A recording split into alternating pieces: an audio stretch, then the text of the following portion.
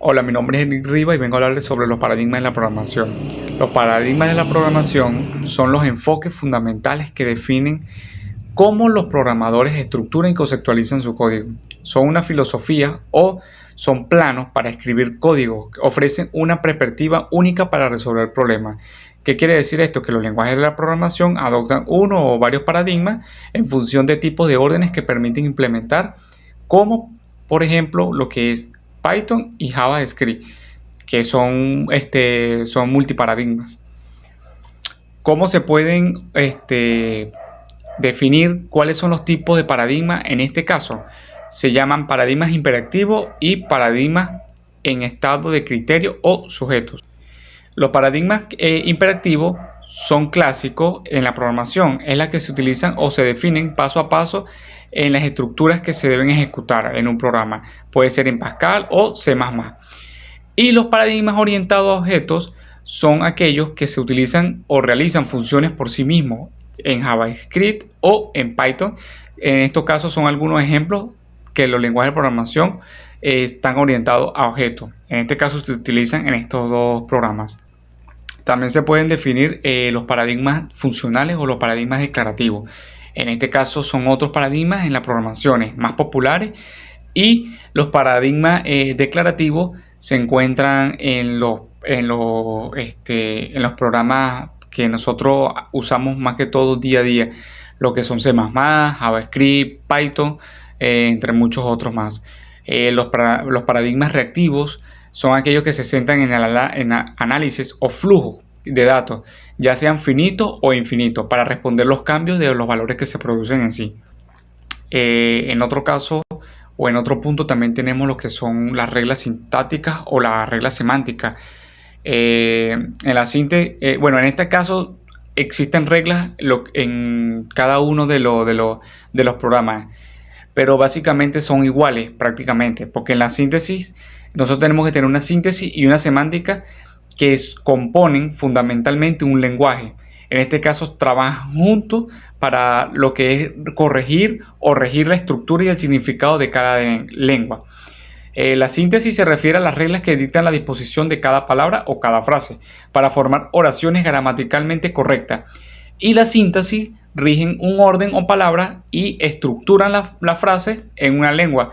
Por ejemplo, en inglés, el orden estándar de las palabras, el sujeto, verbo o el objetivo, que se puede ver o observar allí en este caso.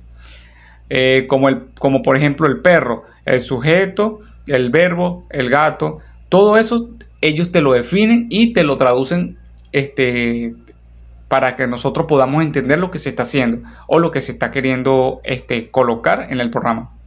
En este caso son esenciales porque en diversas aplicaciones del mundo real hacemos un procedimiento en lenguaje natural. Ellos optimizan lo que son los motores de búsqueda y los asistentes digitales. En el proceso también en el lenguaje natural o también en las reglas semánticas se utilizan para comprender el significado de cada palabra y de cada frase. Esto lo utilizamos nosotros en cada programa para nosotros tener un entendimiento mucho mejor a la hora de nosotros traducir cualquier lenguaje.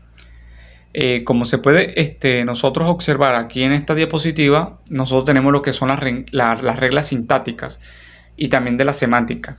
En este caso son un tipo de reglas en la programación, en este caso hablando de la sintáctica, que son principios o convenciones que definen la estructura y el orden de los símbolos y las palabras en el lenguaje de la programación específico. Estas reglas determinan cómo se escriben las instrucciones o cómo se organizan también las distintas partes del código fuente. También hablando un poco sobre lo que son los modelos de traducción en la programación, tenemos muchos. En este caso solamente lo vamos a nombrar. Tenemos las palabras claves, tenemos también lo que es variables, tenemos las delimitadoras, tenemos los operadores y los separadores. Estos son muy importantes en los elementos sintácticos y en los modelos de traducción en cada lenguaje de programación.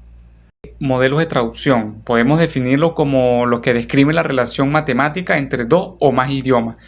Lo llamamos modelos de equivalentes tradicionalmente porque lo principal que pretenden ellos es predecir las expresiones en los diferentes idiomas. También tienen significados equivalentes.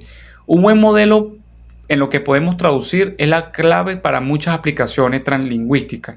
La más famosa de ellas es la traducción automática. Palabras reservadas en el lenguaje de la programación son términos que tienen un significado en específico y no pueden usarse como variable, clases, métodos u otros identificadores. Lo utilizamos en Python y en Java. Su uso adecuado es para fundamentalmente escribir lo que es un código correctamente o un significado especial. Ese lenguaje ayuda a que nosotros podamos entender lo que se quiere decir. Y bueno, amigos, como conclusión, no me queda más nada que decirles, sino solamente mostrar o darle una breboca de lo que es lo extenso de la programación y todas las diferentes ramas o todas las reglas que nosotros podemos utilizar en este caso. La importancia de cada una de las lenguas que nosotros tenemos allí es ver el valor y el significado de cada producto y de cada investigación que nosotros hemos hecho. También los distintos métodos de la programación son adyacentes para nosotros poder evolucionar y todo pueda tener un soporte significativo en la sociedad. ¿Qué quiere decir esto? Nosotros aprender cada día más sobre esto, sabiendo que todo lo que nosotros estamos escuchando o leyendo en esta diapositiva lo utilizamos día a día, ya sea para crear un código fuente, ya sea para nosotros crear un programa, aplicación, entre otros.